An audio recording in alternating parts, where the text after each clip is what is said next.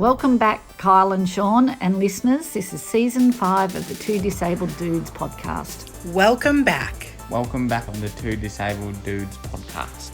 Welcome back. Welcome to the new season of the Two Disabled Dudes. This is season 5. Welcome back.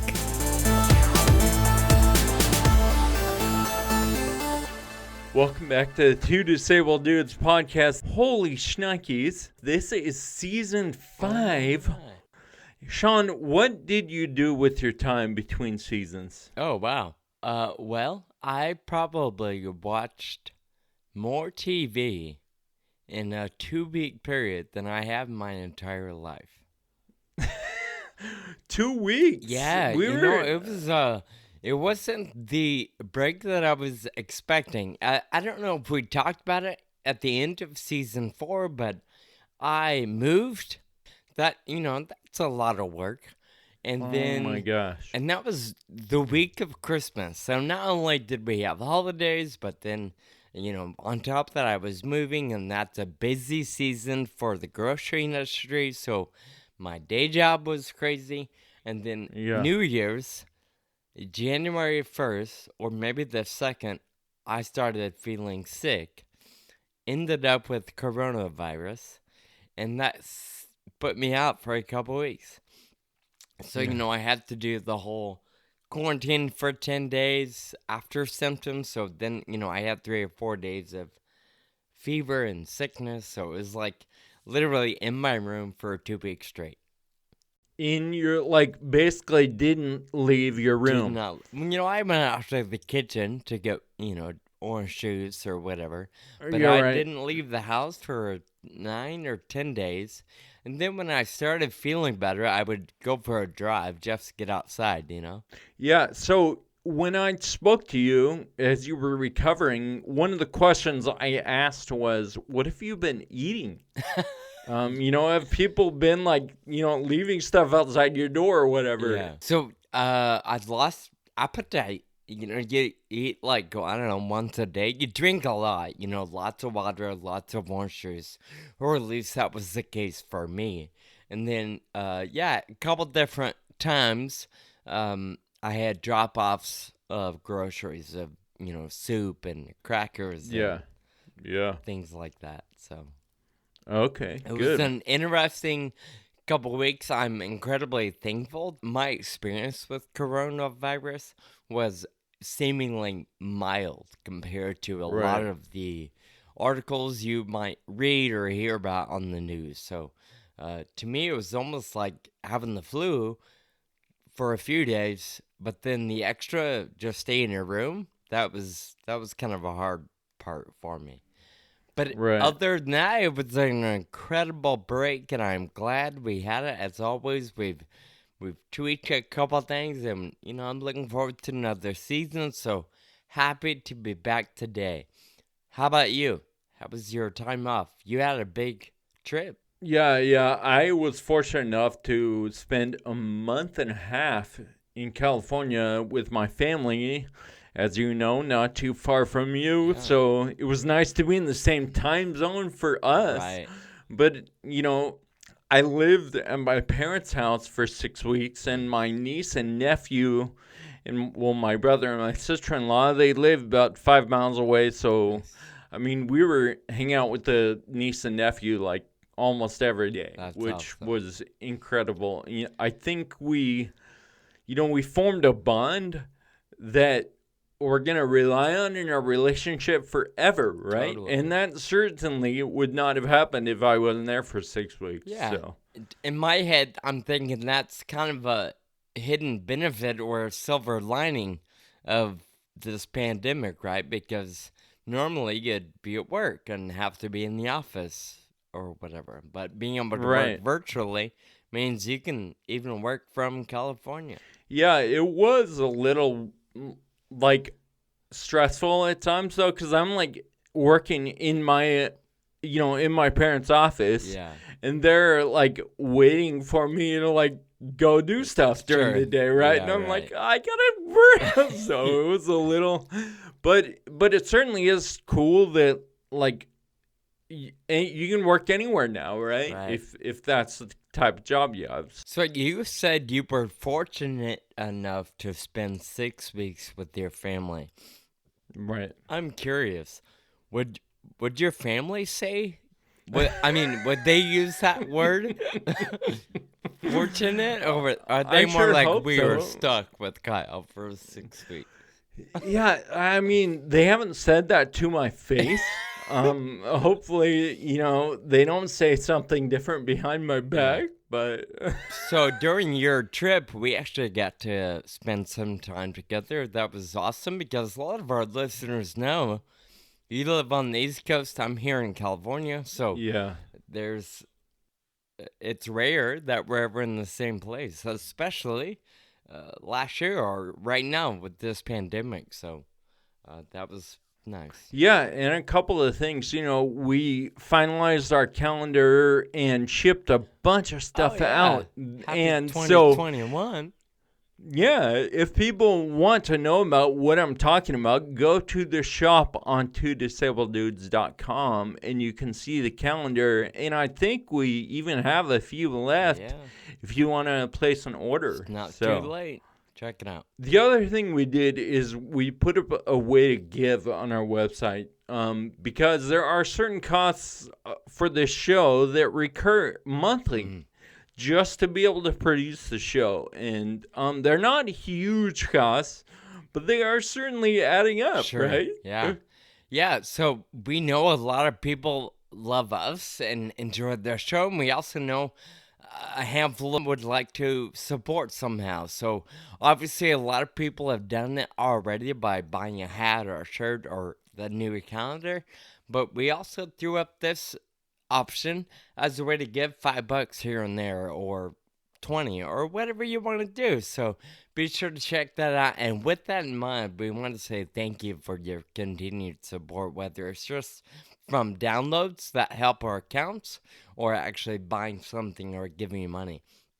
One thing that Kyle and I have received over the years are a bunch of emails from vendors asking us to provide information about advertising, and we've just been committed to not be tied to other people's rules. We've been able to maintain control over the show, and we'd like to be able to keep doing that. And with Determinants as the parent company, Two Disabled Dudes is a nonprofit, so your donations are tax deductible. So thank you for considering that. Kyle and I both have full-time jobs, and we're not looking to leave them. So just so you know, your donation isn't funding a salary. It's simply helping produce the show on a regular basis. So, Sean, before we move on, I wanted to bring up something that you said last season. And so, I was moving, and you said something like, have you been throwing stuff away and getting rid of things? How much have you gotten rid of? Okay. And you said something like, you were talking about, if you only use it every 4 years, buy one every 4 years, right? Yeah. I specifically remember that. Okay. Uh-huh. So now, fast forward, whatever it is, a month and a half, 2 months later, you're moving, and we're talking on the phone, and you're like, I gotta find a bigger storage unit because I have so much stuff. Like, you had a man. storage unit before you moved, and then you had to get a friggin' bigger one because you had so much stuff. And so that's the main thing. But my question is, how many things in that storage unit are more than 4 years or 5 years old? Yeah, that's a fair question. And now I'm challenged to clarify what I mean by 4 years. I suppose I really think of that as being little things or clothes, things that are easily replaceable. Okay. Part of the reason I have a storage unit. I had to get a bigger one. Is I have some bigger things in there that I really don't want to have to replace 4 years from now. Yeah. Such as a bed. You know, beds can Yeah. be really expensive. Right.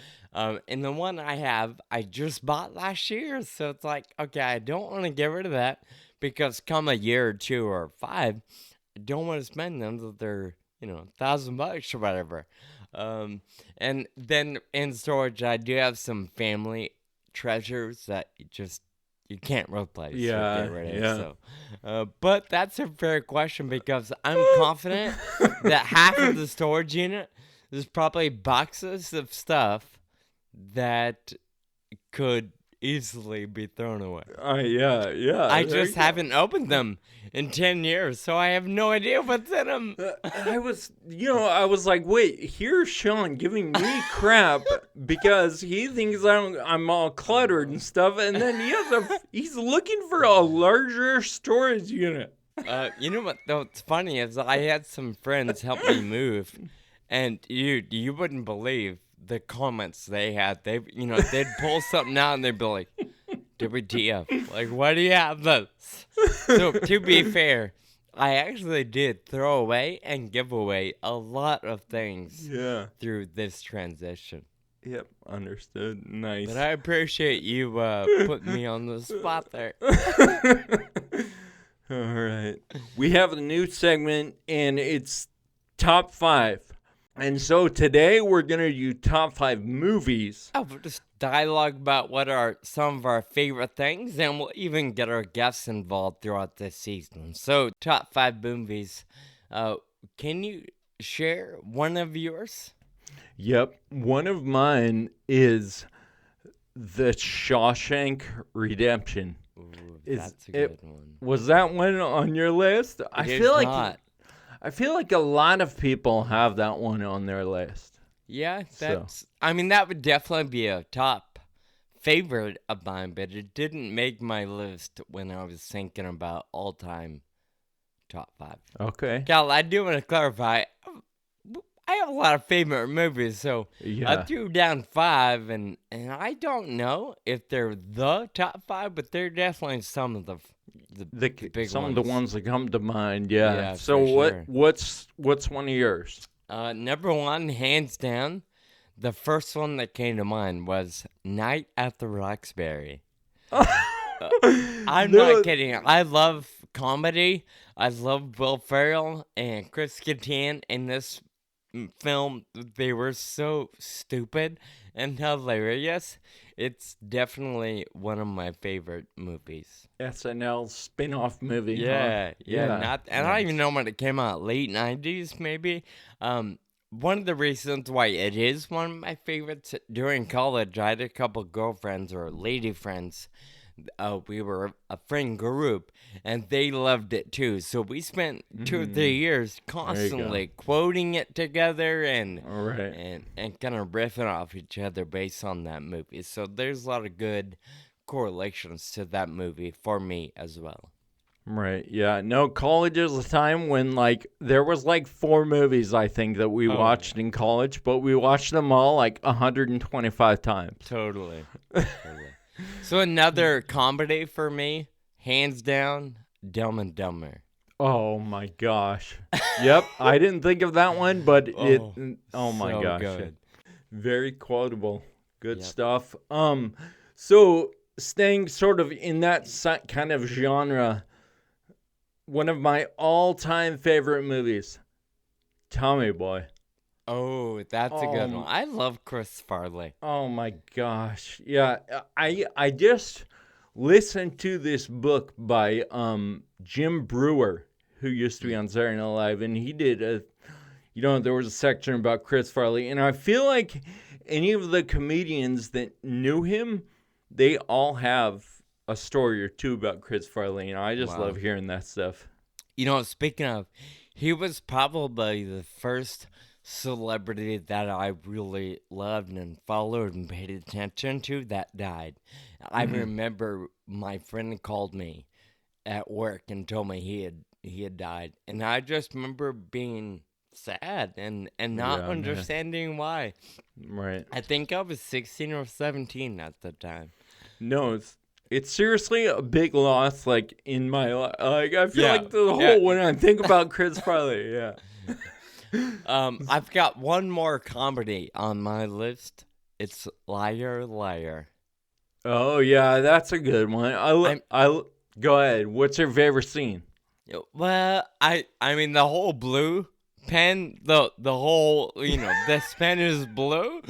That whole thing was hilarious, but every little quick, when Jim Carrey's character can't lie, and he starts saying, little things like, "Hey, how's your day?" It's like, it's stupid. Or when somebody asks, "Hey, what do you think about this?" and he was honest, "You look ugly." Or anything to take the attention away from your face, or something to that effect. So those little comments, although rude and terrible, so funny in the movie. Let's see. I've said 2 so far. When I was making this list, I was like, all right, what movie can I think of that if it's on TV, I sit down and watch the whole thing? And I've done this before with the movie My Cousin Vinny. Have you seen that movie? 1992, Joe Pesci. Oh my gosh, it's good. To be honest with you, I don't know that I've ever watched the entire thing. Even this little exercise is just reminding me that I have a lot of movies, like classics. Yeah. I've never even seen the whole or the entirety of Pulp Fiction. Oh my gosh. Right? So I do have some work to do. But if we shift gears on my list, I have 2 left that are not comedic. 300. Absolutely. I haven't seen that in my one. head, classic. Really, Russell Crowe? I gotta check it out. Wow. That was one of those that came up when I was sick and in bed, so I was able to watch that, and I enjoyed every minute of it. So is that the one? I mean, I know of it, and is that the one where like everyone's all like shiny and oily and buff Gorgeous? and like Yeah. Like it really makes you want to go to the gym? Yeah, that's the one. All right, nice. All right, so the next few on the top of my list, Forrest Gump. Ooh, That has to be on the, near the top of everyone's list, right? Yeah.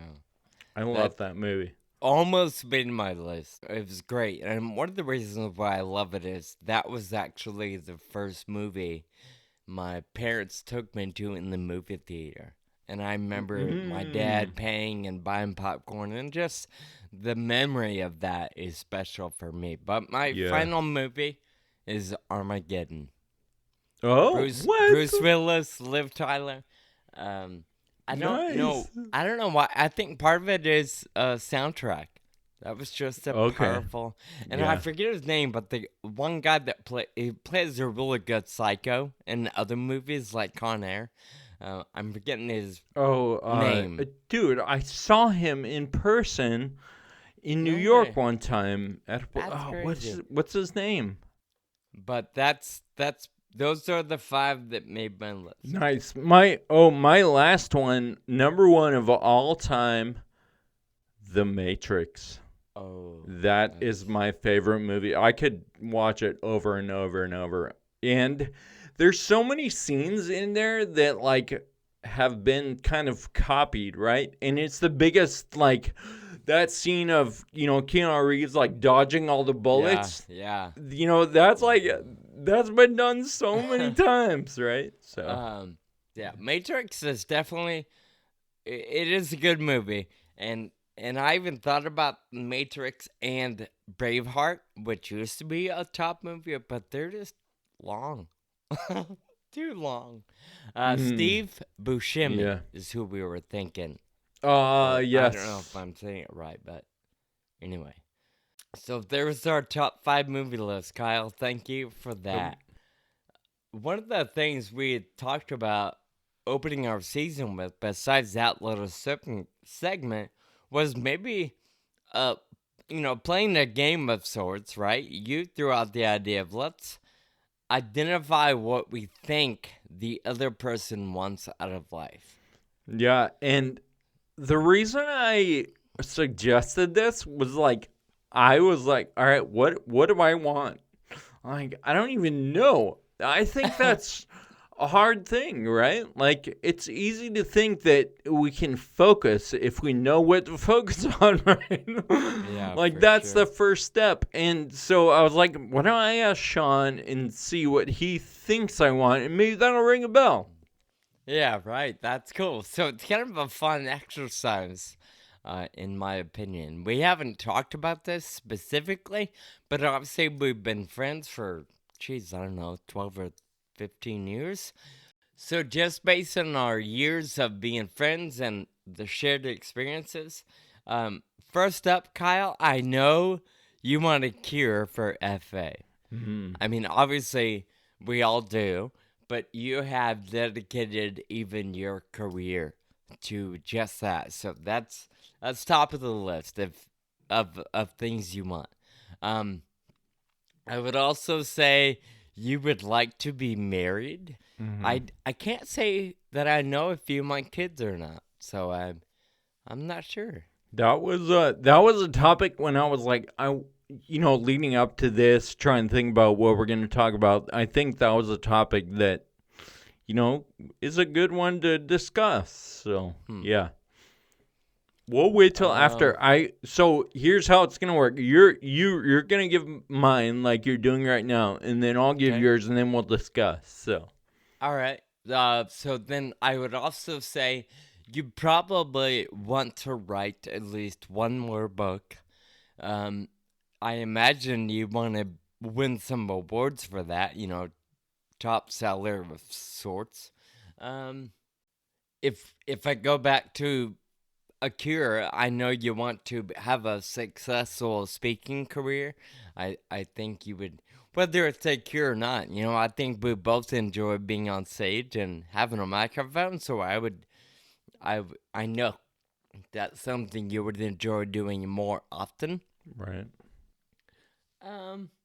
Those are, I don't know if we, a list of 4 or 5, but those are 4 big things that easily come to mind. Yeah. Nice. Thank you. Well, I think you hit a lot of it right on the head. So that makes me Nice. feel good, I know you. Yeah. Well, and I feel like it's validation that a lot of the things I have in my head are actually coming out in my life. You know what I mean? Like the direction of my life is sure. actually matched up with what I think I want. So even if it doesn't feel that way sometimes, Which right? is affirming, So- definitely. Yeah, right. Sure. I think I threw out 4. If there was a 5th one to round it out, I would say you want to be like me. Oh, okay. Yeah, of course. Always striving to be like Sean. That's one Yeah. of my. All right, so I was thinking about what you would want for your future, and I was like, all right, where's Sean gonna be in 10 years?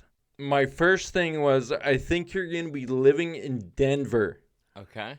in a huge house. Oh, nice. And you're gonna have like a little vineyard. That's a small couple acres vineyard.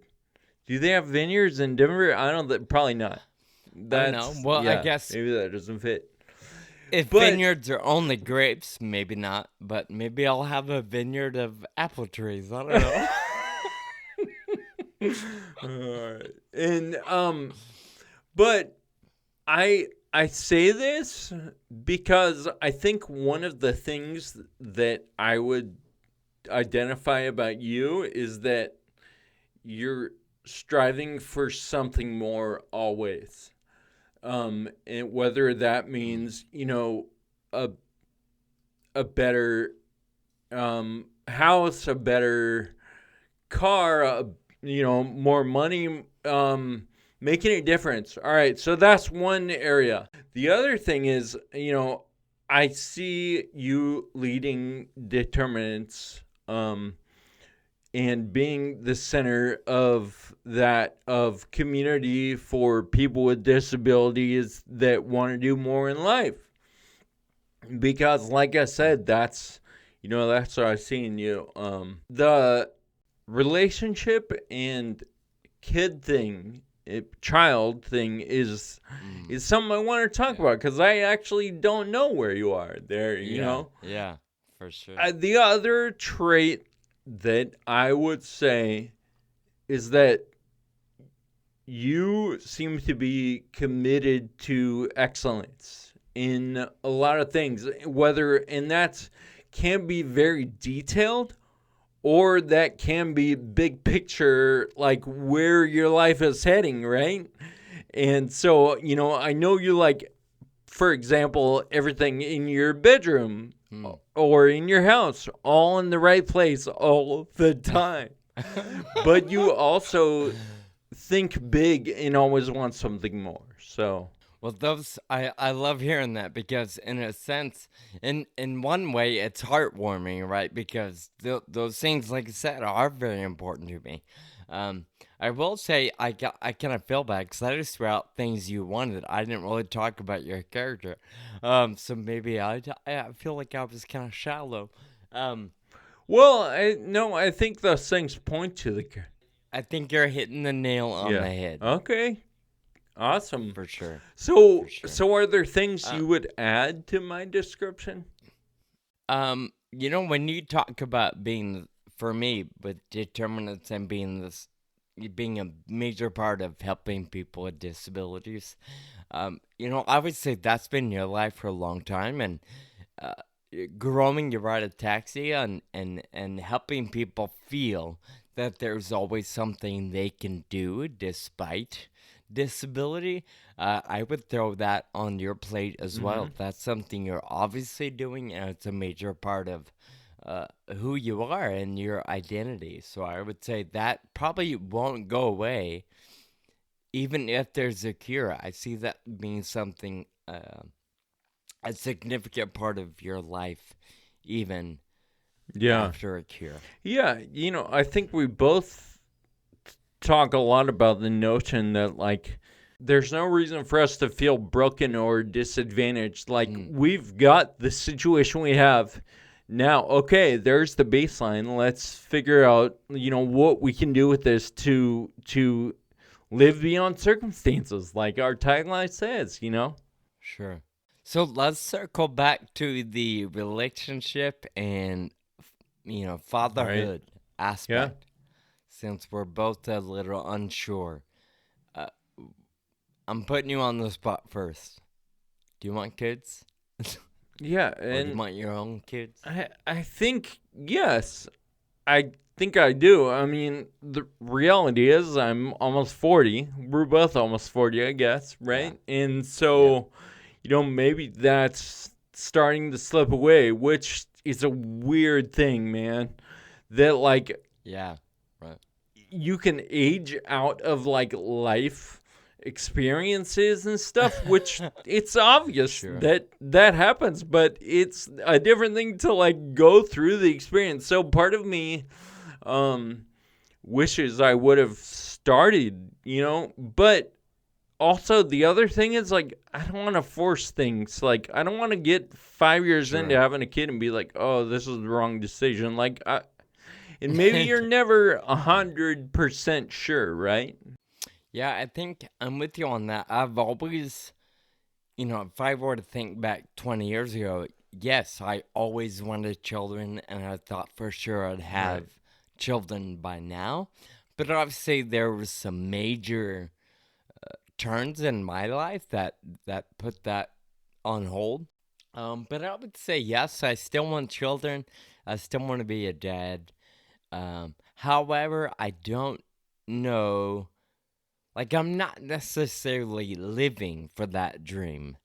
Like I said, I'm not going to force it, and I really don't know, and it's hard for me to see how that could be a reality, but I haven't packed up that dream and put it away yet, so there's still a part of me that definitely wants to be a father. Yeah, it's so hard though because one of the things with like goal setting or whatever, right, is to be specific. Like, do you want kids or not? And if you do, then Sure. go out and make that happen. Or I How don't you know. gonna do it? Obviously there's a lot more to it than that. But like that's one of those things that's not necessarily like a definitive yes or no, Well, let's see what happens.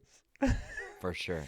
One of the reasons why you and I decided to bring this up on the episode was, obviously the timing, we're still kind of early on in a new year, and this has been a time where a lot of people, us included, make a list, right? Resolutions for the year, goals. It's valuable to take time to think about what you want to achieve or accomplish. So Yeah.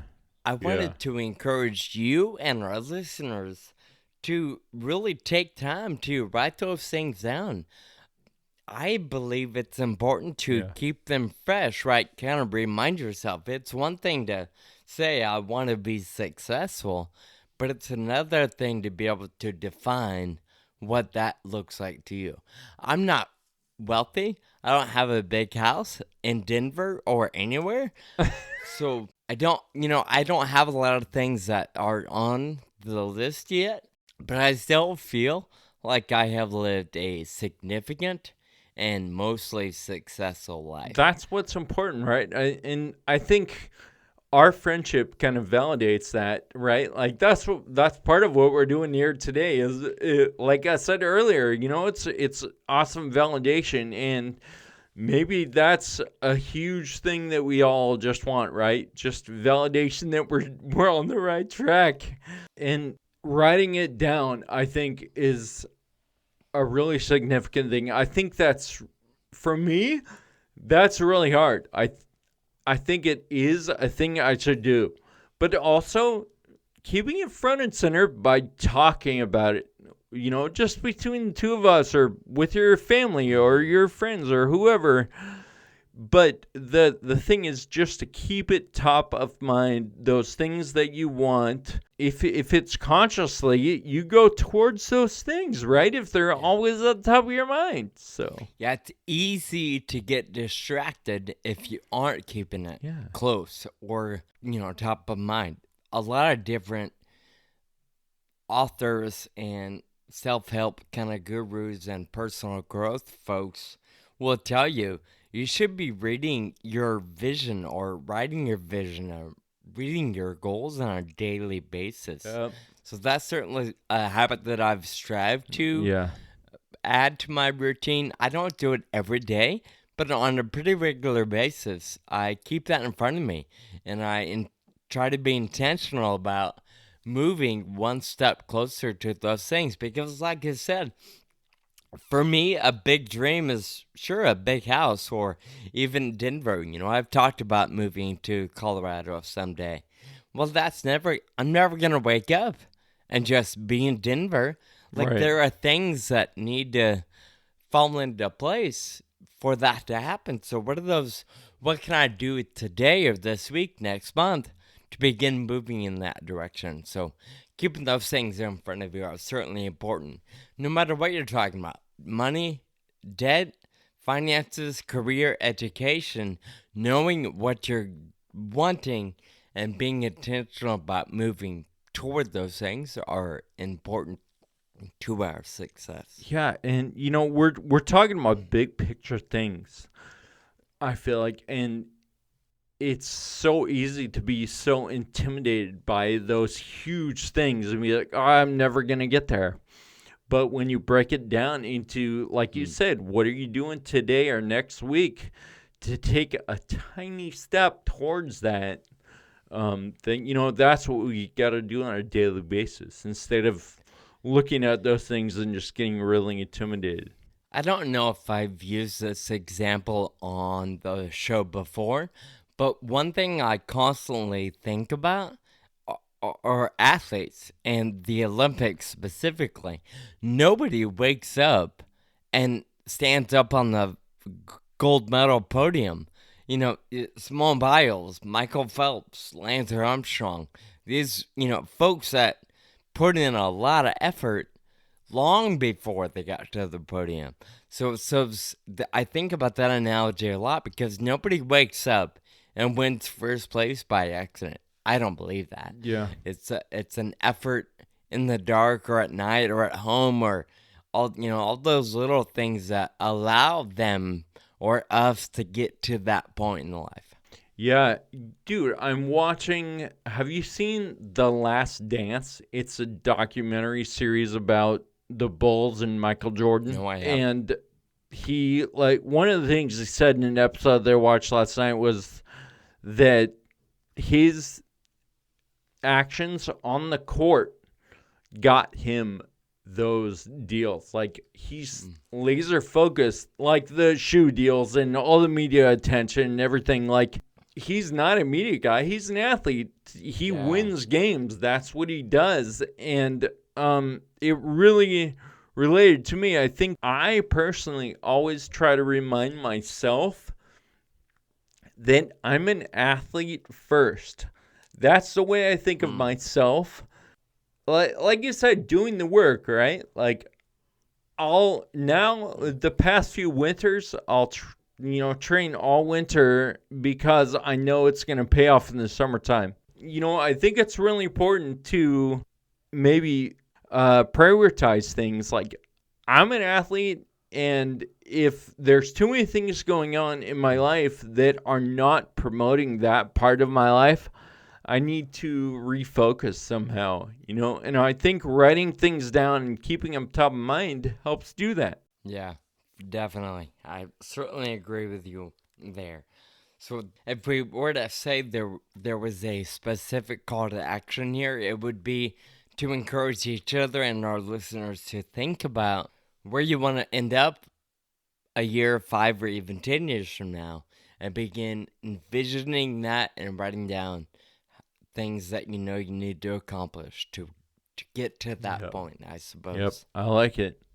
All right, so Sean, like we've been doing for several seasons now, we need to do some thank you notes, show some gratitude for all the absolute blessings we have in our lives, right? And showing that and voicing it even on a small scale is what we want to do. So what is your thank you note for this episode?